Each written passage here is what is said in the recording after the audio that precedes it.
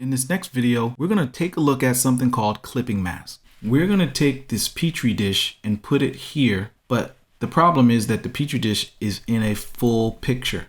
So I have to be able to remove that background off the picture to get it in this image. So if I look over here, this is the circle that I'm going to use to cut out the Petri dish. And we want to think about this like a cookie cutter. This is the dough. This is the area that I want to keep. Take this, put that there, cut it out. Everything else gets discarded. But in this case, it's a mask. So this shape reveals part of the image and then the rest of it turns transparent and it becomes hidden. So I'm going to grab my group selection tool. I'm going to zoom in with my navigator. Use my space bar to move this around.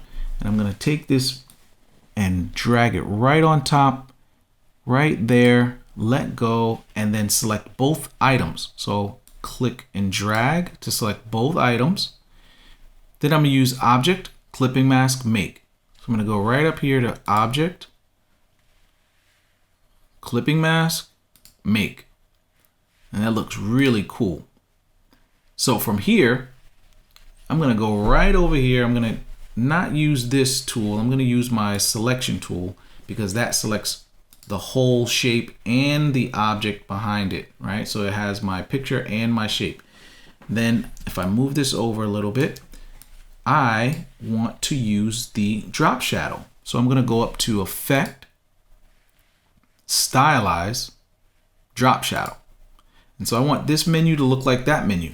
Now I've done this before, so all of my values are already in there, but what you want to do is you want to make sure that these values in this menu match the values here.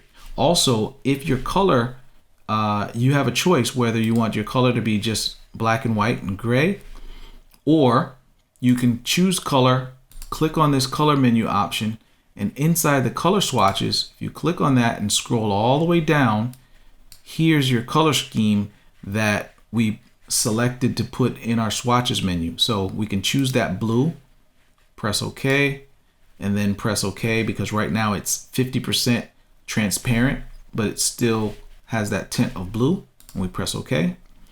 And then if I zoom out, I'm going to press Command 0. What I want to do is zoom out, and I want to take the Petri dish and just drag it right into place over here.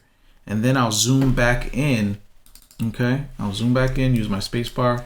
And mainly what I want to do is I just want to move this into place so that these lines point to these seeds in the Petri dish. Okay, and so that looks pretty good. Now I want to do the same thing. Let me go back to zoom out full screen, and I want to do the same thing for this header. This header it looks nice, but it could really use a little spicing up, and this water might just do the trick. So if I zoom out, move over, basically what I'm going to do is take this bar, put it here in alignment with this these guides that I have for you, and I'm going to look at those guides and the marks that are, let me just zoom in here. So I'm going to look right here at these X marks, and I'm going to take that, and X marks the spot where I can just kind of snap that into place. I'm going to select both the shape and the image by clicking and dragging just like that. And then again, we're going to go to Object, Clipping Mask, Make. So Object, Clipping Mask, Make. That looks pretty good. So if I use my spacebar to move over just a tad, I'm going to take this and drag that all the way over here just so it snaps into place, and then I'll let go, and wow, that looks cool. In the next video, we're going to talk about how to save this out.